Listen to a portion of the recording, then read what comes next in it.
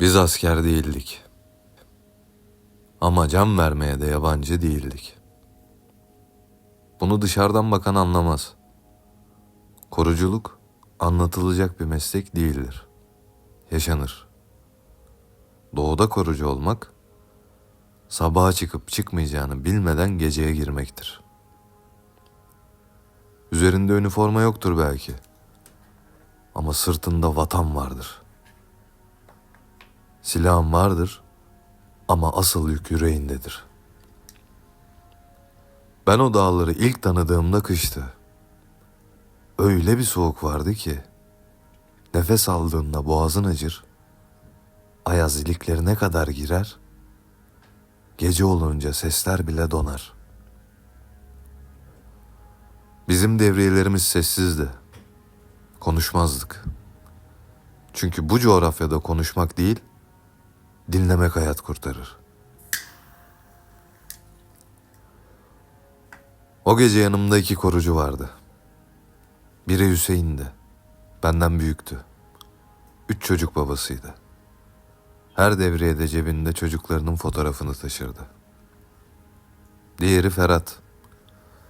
Henüz 20'li yaşlarının başındaydı. Yeni evliydi. Daha her çıktığında sessizleşirdi. Saat sormazdık. Zaman dağda anlamını yitirir. Kar diz boyuydu. Ay yoktu. Bulutlar gökyüzünü tamamen kaplamıştı. İçimde bu huzursuzluk vardı. Sebepsiz değil. Bu topraklarda hiçbir his sebepsiz gelmez.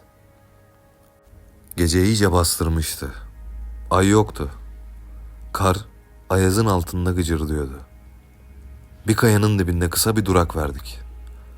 Nefeslerimiz buhar olup dağılıyordu. Hüseyin cebine elini attı. Kalın montunun içinden küçük bir paket çıkardı.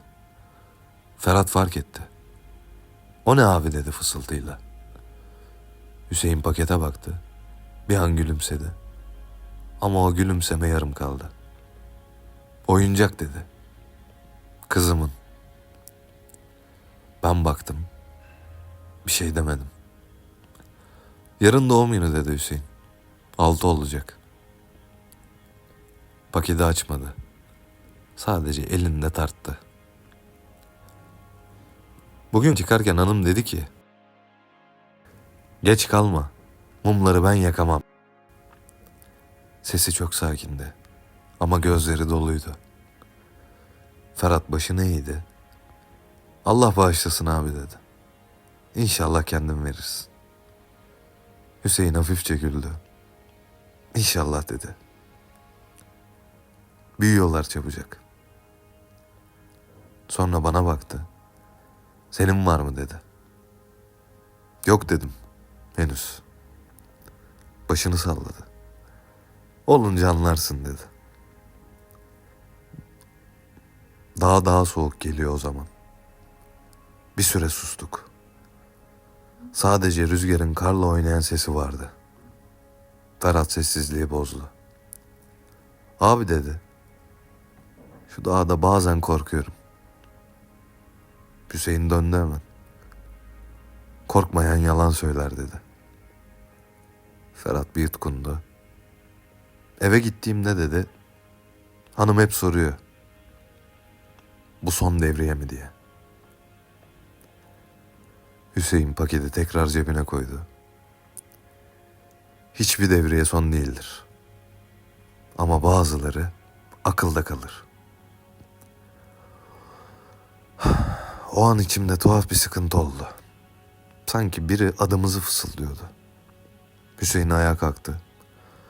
"Hadi," dedi. "Çok durduk." Bir adım attı. Sonra durdu.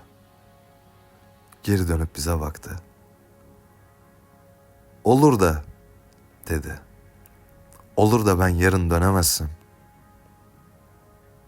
Cümleyi bitirmedi. Ferhat hemen karşılık verdi.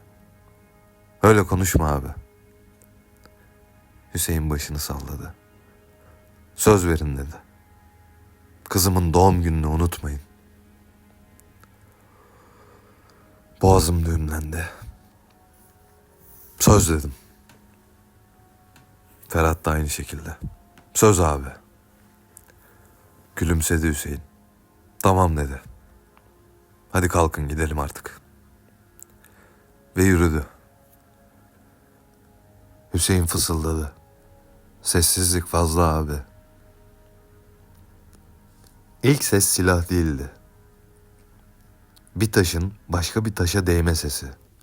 Çok hafif. Ama o sesi tanırım ben. Durduk. Nefeslerimizi tuttuk. Sonra bir anda cehennem koptu. Silah sesleri dağdan geri döndü. Bir mermi, 5 mermi gibi yankılandı. Yere yattık. Kar yüzümüze doldu. Soğuk yüzümü kesti. Sağdan ateş var diye bağırdı Hüseyin. Ferhat cevap verdi. Üstten geliyorlar. Kurşunlar taşlara çarpıyordu. Kıvılcımlar karanlıkta parlıyordu. Ben ateş ettim. Ama hedef göremiyordum. Bir anda Hüseyin bağırdı. Vuruldum. Sesindeki o anı hiç unutmam. Koşmak istedim ama yerimden kalkamadım. Ferhat sürünerek Hüseyin'e gitti. Abi dayan. Tam o sırada bir patlama oldu. Ferhat yere savruldu. Ses kesildi. Adlarını bağırdım. Cevap gelmedi. Bir kurşun bacağıma girdi. Sıcaklığı hissettim. Soğukta sıcaklık kötü işarettir. Geri çekilmeye çalıştım ama dizim tutmadı. Karın içine düştüm. Silah sesleri uzaklaştı. Teröristler geri çekiliyordu. Ama biz orada kalmıştık. Hüseyin'i gördüm. Kımıldamıyordu. Ferhat da öyle. O an anladım. İkisi de şehit olmuştu. İçimde bir şey koptu. Ama ağlayamadım. Çünkü sıra bende sanıyordum. Gözlerim kararmaya başladı. Ama o sırada karın üstünde ağır adımlar duydum. Biri yaklaşıyordu. Silahımı kaldırmaya çalıştım ama gücüm kalmamıştı. Bir el beni kavradı, kaldırdı. Kollarındaydım. Kar yüzüme vuruyordu ama üşümüyor gibiydim. Asıl içim yanıyordu. Başımı hafifçe kaldırabildim. Yüzüme bakmıyordu. Gözleri ilerideydi. Sanki yolu değil, kaderi izliyordu. Bırak beni dedim. Sesim çıkmadı sayılır. Diğerlerine bak. Yürümeye devam etti. Adımları ağır ama kararlıydı. Onlar emanetini teslim etti dedi. Şimdi sen emanetsin. Bu kelime, emanet. Boğazım düğümlendi. Biz asker değiliz dedim. Korucuyuz sadece. Bir an durdu. Sonra başını eğdi. İlk kez göz göze geldik. Bakışı sert değildi. Yorgundu. Askerlik üniformayla olmaz dedi. Askerlik burada olur.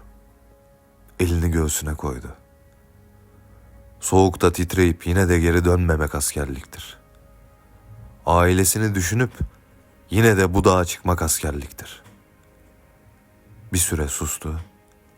Nefesi buhar olup havaya karışıyordu. Hüseyin dedim titreyerek. Ferhat. Cümleyi bitiremedim. Başını yavaşça salladı. Şehit düştüler dedi. Ama korkmadılar. Gözlerim doldu. Keşke ben... O an durdu. Beni biraz daha sıktı. Böyle konuşma dedi sertçe. Dağ bunu sever. insanı suçlu hissettirmeyi. Sonra sesi yumuşadı. Herkesin nöbeti ayrı biter. Onlarınki burada bitti. Bir süre sadece yürüdük. Adın ne diye sordum. Mehmet dedi. Ama burada isim önemli değil. Ben seni unutmayacağım dedim. Bunu bil. Gülümsedi. Çok kısa ama içten. Unutma dedi. Ama yük de etme kendine. Nefesim ağırlaştı. Ölecek miyim diye sordum. Bu soruyu sorarken korkmuyordum. Sadece bilmek istiyordum. Bana baktı. Hayır dedi net bir sesle. Sen döneceksin. Peki ya sen? Bu kez cevap vermedi hemen. Bir süre yürüdü. Sonra dedi ki, bizim işimiz dönmek değil. Bizim işimiz yol açmak. Başım göğsüne düştü. Hakkını helal et dedim. Eğildi. Kulağıma çok alçak bir sesle konuştu. Helal olsun. Ama bir şartla. Nedir dedim. Yaşayacaksın. Anlatacaksın. Bu dağda kimlerin nöbet tuttuğunu unutmayacaksın. Gözlerim kapanırken son duyduğum şey şuydu. Uyuma dedi. Birazdan sabah. Gözlerim kapandı. Sadece kalp atışlarını hissediyordum. Ve karanlık. Gözlerimi açtığımda beyaz bir tavana bakıyordum. Hastanedeydim. Bacağım sargılıydı. İlk söylediğim şey şuydu. Hüseyin ve Ferhat nerede? Kimse cevap vermedi. Anladım. Sonra sordum. Mehmet Başçavuş? Doktor başını eğdi. Evladım, o başçavuş. Sesi titredi. Yıllar önce şehit oldu. İçimden bir şey çekildi sanki. Hayır dedim. O beni kurtardı. Doktor dosyayı açtı. Aşki Karakolu dedi. 2012. Çatışmada şehit. Ağladım. Sessizce.